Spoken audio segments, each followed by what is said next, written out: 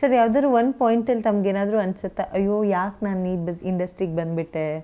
ಅದು ಸುಮಾರು ಜನ ಹೇಳಿದ್ದಾರೆ, ನಮ್ಮ ರಿಲೇಷನ್ಗಳೇ ಬಂದು ಹೇಳಿದ್ದಾರೆ, ನಿಮಗೆ ಬುದ್ಧಿ ಇದೆಯಾ, ನಿಮಗೆ ಮರ್ಯಾದೆಯಾಗಿ ಮನೇಲಿ ಇರೋದು ಬಿಟ್ಟು ಈ ಬಿಸ್ನೆಸ್ ಇಷ್ಟೊಂದೆಲ್ಲ ನಮಗೆಲ್ಲ ಸಮಸ್ಯೆ ಆಗ್ತದೆ, ಯಾಕೆ ಮಾಡಿದ್ರಿ ನೀವು ಬಿಸ್ನೆಸ್? ನಿಮ್ಮ ತಂದೆ ಬುದ್ಧಿ ಹೇಳಪ್ಪ, ನೀವು ಟೂರ್ ಮಾಡೋದು ಬೇಡ, ಇಷ್ಟೊಂದು ಕಷ್ಟದಲ್ಲಿ ಮಾಡಿಕೊಂಡು ನಮಗೆಲ್ಲ ಅವಮಾನ ಆಗುತ್ತೆ ನೀವು ಮಾಡ್ತಾ ಇರೋದು ನೋಡಿದ್ರೆ, ಈ ಬಿಸ್ನೆಸ್ಸೇ ಮಾಡೋದು ಬೇಡಿ ಅಂತ ನಮ್ಮ ರಿಲೇಷನ್ನೇ ಬಂದು ಹೇಳಿದ್ದಾರೆ. ನಮ್ಮಲ್ಲಿ ಯಾರೋ ಒಬ್ರು ಈ ಥರ ಮಾಡ್ತಾ ಇದ್ದಾರೆ ಅನ್ನೋ ಬೇಜಾರು ಅಂದರೆ ಇಷ್ಟೊಂದೆಲ್ಲ ಎಲ್ಲರ ಹತ್ರನೂ ಬಯಸ್ಕೊಂಡು ಮಾಡಿಕೊಂಡು ದುಡ್ಡಿಲ್ಲ ಯಾರ ಹತ್ರನೂ ಈಸ್ಕೊಂಡು ಇದೆಲ್ಲ ಮಾಡಬೇಕಾಗಿತ್ತು ಇವ್ರಿಗೆ, ನಮಗೆಲ್ಲ ಅವಮಾನ ಆದಂಗೆ ಆಗುತ್ತೆ, ನೀವು ಯಾತಕ್ಕೆ ಮಾಡ್ತಿದ್ರಿ ಈ ಬಿಸ್ನೆಸ್ನ ಬಿಟ್ಬಿಡಿ ಅಂತ ಅಡ್ವೈಸ್ ಹೇಳಿದ್ದಾರೆ.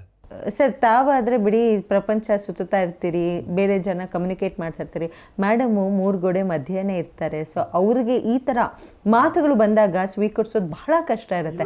ಸೊ ಅವ್ರ ಹತ್ರನೇ ನಾನು ಕೇಳಬೇಕು, ಹೆಂಗಿತ್ತು ಮೇಡಮ್, ಯಾವ ರೀತಿಯಾದಂತಹ ಮಾತುಗಳು ಬರ್ತಿತ್ತು, ಏನು ಹೇಳ್ತಾ ಎಷ್ಟೋ ಜನ ನಿಮ್ಮ ಯಜಮಾನರು ನಮ್ಗೆ ಮೋಸ ಮಾಡ್ತಾರೆ, ಆ ಥರ ಮಾಡ್ತಾರೆ, ಈ ಥರ ಕರ್ಕೊಂಡು ಹೋಗ್ತಾರೆ, ಏನು ಮಾಡೋದು ನಾವು ಅಂತ ಕೇಳೋರು ನಮ್ಮನ್ನ. ಅವಾಗ ನಾವು ಏನು ಮಾತಾಡಬೇಕು ಅವಾಗ ಅವ್ರ ಹತ್ರ?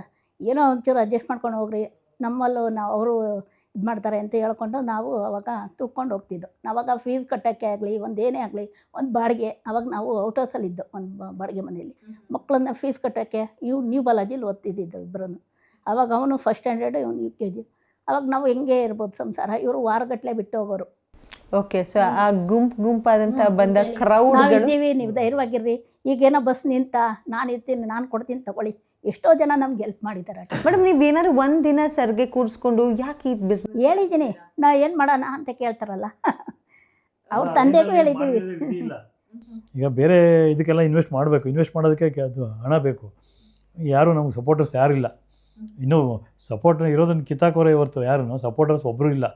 ಆ ಟೈಮಲ್ಲಿ ಒಂದ್ಸತಿ ಗಲಾಟೆ ಇತ್ತು. ಆ ಟೈಮಲ್ಲಿ ಇವ್ರ ಅಣ್ಣನೇ ಹೋಗಿ ಕೇಳಿದ್ರು, ಏನೆಂದ್ರು, ನೀವು ನಿಮ್ಮ ಸಾಣೆ ಬರ ಅನುಭವಿಸ್ರಿ ಅಂದರು.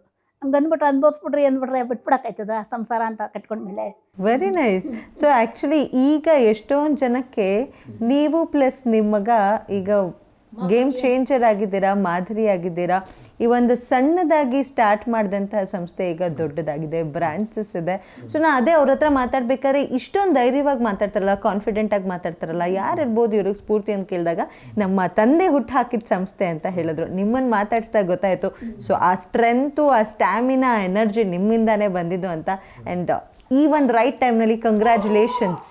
ಧನ್ಯವಾದಗಳು. ಉಮಾಪತಿಯವರ ಪತ್ನಿ ಜೊತೆ ಮಾತಾಡಿಸ್ಬೇಕು, ಪ್ಲಸ್ ಪತಿ ಜೊತೆನೇ ಪತ್ನಿನ ನಾನು ಕೂಡ್ಸಿದ್ದೀನಿ. So welcome to the show. ಹೇಗಿದ್ದೀರಿ ಅಶ್ವಿನಿ ಮೇಡಮ್? ಚೆನ್ನಾಗಿದ್ದೀರಾ ಸರ್? ನಾನು ಇದು ಕೇಳಬೇಕು, ಪುಟ್ಟ ಮಗು ಕೂಡ ಇವಾಗ ಎಂಟ್ರಿ ಆಗಿದೆ. ಸೊ ಅವಳ ಕಾರಣಗುಣದಿಂದ ಬಿಸ್ನೆಸ್ ಚೆನ್ನಾಗಾಗ್ತಿದೆ ಅನ್ಸುತ್ತೆ.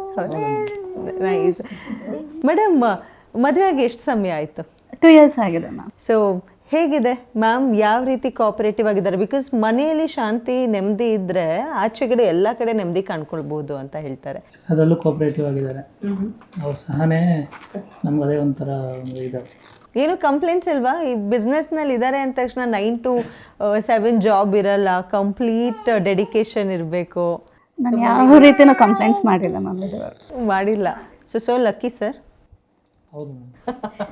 ಸೊ ಹೇಳಿ ಸರ್, ಯಾವ ರೀತಿ ಸಾಥ್ ನೀಡ್ತಾರೆ? ಅವ್ರ ಇನ್ಪುಟ್ಸ್ ಏನಾದರೂ ತೊಗೊಂಡಿದೆಯಾ ತಾವು ಬಿಸ್ನೆಸ್? ಖಂಡಿತವಾಗಿ ಈಗ ಒಂದು ಪಬ್ಲಿಕ್ ಇದರಲ್ಲಿ ಇರಬೇಕಾದ್ರೆ ಎಲ್ಲರ ಇನ್ಪುಟ್ಸು ಅತ್ಯಗತ್ಯ. ಹಾಗಾಗಿ ಸಮಯ ಸಿಕ್ಕಾಗ ನಾನು ಎಲ್ಲರ ಹತ್ರನೂ ಸಜೆಷನ್ ತೊಗೊಳ್ಳಿಕ್ಕೆ ನಾನು ರೆಡಿ ಇರ್ತೀನಿ. ಓಕೆ.